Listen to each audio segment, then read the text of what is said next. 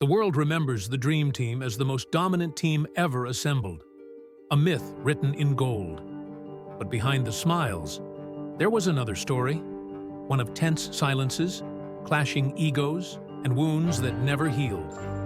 Jordan, Magic, Bird.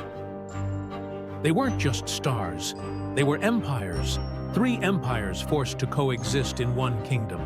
And before the gold, the Dream Team almost broke from within. Welcome to Dream Team, Untold Story. For decades, basketball was more than just a sport. It was a crown, and that crown belonged to the United States. But in 1988, something changed. For the first time, the giant stumbled. Without its NBA stars, the national team fell, a loss that didn't just hurt, it humiliated. Around the world, a question began to spread. Was the United States no longer invincible? That question became fuel. The guardians of the game would not allow their empire to be doubted. And so, the most ambitious idea the sport had ever seen was born. Not to send a team, but to send legends, the best of the best, not amateurs. NBA gods. The plan was not to compete. The plan was to reclaim a lost throne and prove that basketball still had an owner. The plan needed a steady hand to carry it out. Someone capable of placing egos, crowns, and historic careers on the same board. That name was Chuck Daly, an NBA champion with the Pistons, respected by legends, feared by rivals, a man who understood glory and conflict. Daly wasn't looking for a team. He was looking for balance, a group so talented it could not lose, but so mentally strong it could coexist without breaking apart. And that's when the first great battle began. Who gets in and who is left out? Because choosing gods also means discarding gods. And the first crack appeared before anyone ever put on the jersey. Before setting foot in Spain, the Dream Team already carried a fracture. One name missing, a silence louder than any official statement. Isiah Thomas, champion, the mind behind the Pistons, a player talented enough to belong on any list. Except this one. Inside the Olympic circle, some believed he had to be there.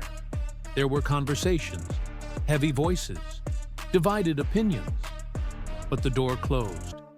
Thomas would not board that plane. And there was a memory that still burned. 1991. The Eastern Conference Finals. The Bulls finally bring down Detroit. And the Bad Boys, led by Thomas, walk off the court without shaking hands. For the world, it was controversial.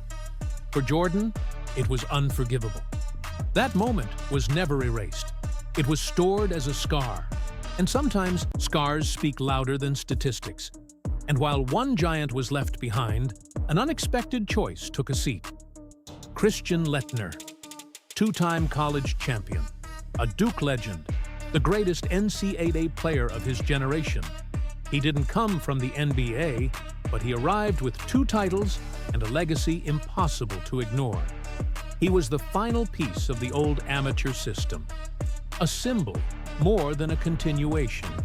But his inclusion stung many professionals, because choosing one always means leaving others out. And with the roster finalized, the coexistence began. And it wasn't coexistence, it was empires sharing the same territory.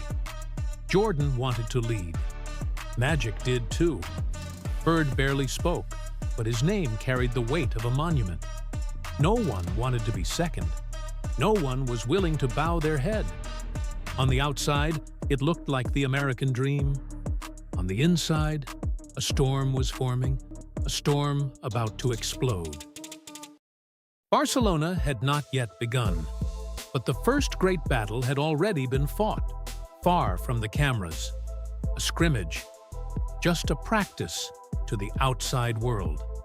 But inside that gym, everything exploded. From the opening possession, the contact was brutal. Shouts cut through the air. Every play was personal. This wasn't about winning a point. It was about dominance. There were shoves, hard stares, arguments that kept escalating. Egos collided. Pride took over. The gym turned into a volcano. And in the middle of that chaos, one moment changed everything. Jordan driving in, a decisive layup, no hesitation, no apology. The response was immediate. Voices clashed, tempers flared. The fight felt inevitable. And then, Chuck Daly made a choice few coaches would dare. He let it continue. He didn't stop the war. He let it burn. Because he understood something crucial. This conflict wasn't breaking the dream team. It was forging it. When the scrimmage ended, there were no cheers, only heavy breathing, sweat, pride. But something had shifted. The storm had passed, and what remained was unity. They were no longer rivals wearing the same jersey. They were one empire. The dream team had finally been born. When the dream team arrived in Barcelona, the world didn't see 12 players.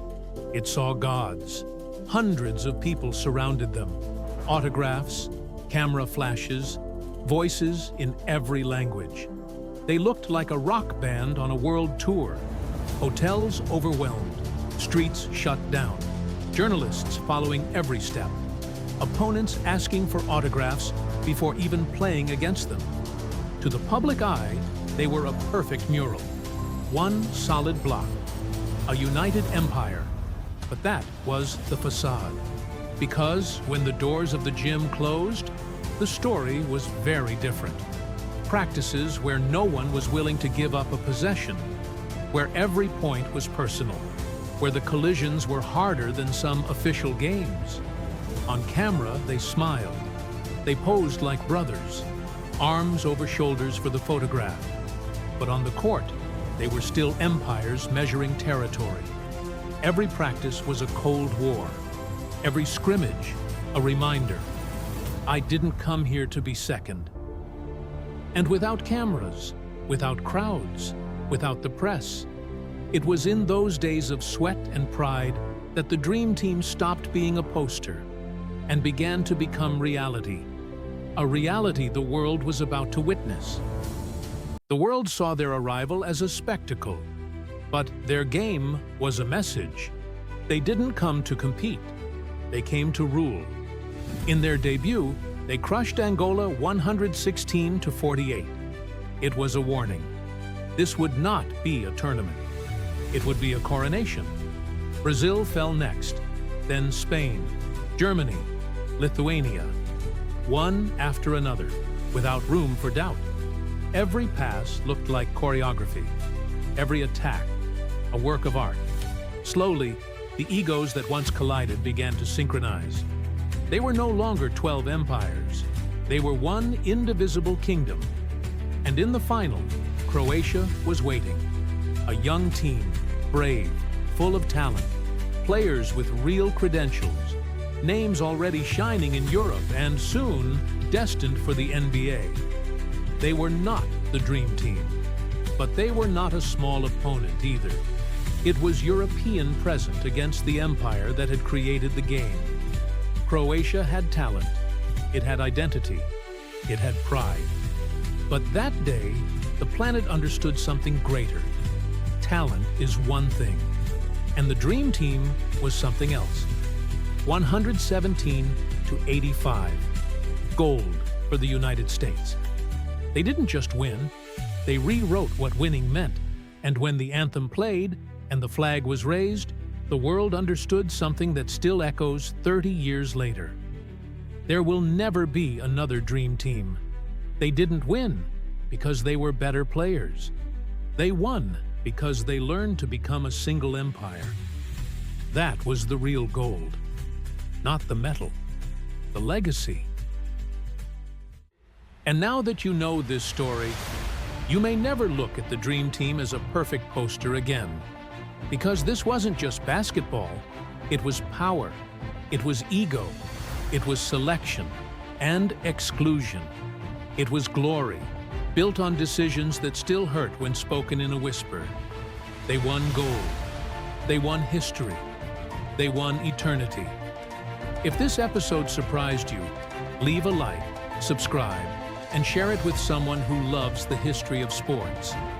Because this is not just a sports channel. This is a space where the past breathes, where power is written in stone, where legacy is debated in silence, and where forgotten stories recover their voice, like the story of a temple created to preserve memory, but one that also learned to decide who gets in and who stays out. That temple is not in Barcelona, not in Chicago, not in Detroit. It is in New York, in a small town called Cooperstown, the Hall of Fame, a place born from myth, from power, and from the need to place limits on eternity. In the next episode, we won't talk about medals. We'll talk about memory, about foundations, about uncomfortable silences, about why some names entered forever, and why others are still knocking, without an answer. This is USS Network, Untold Sports Stories.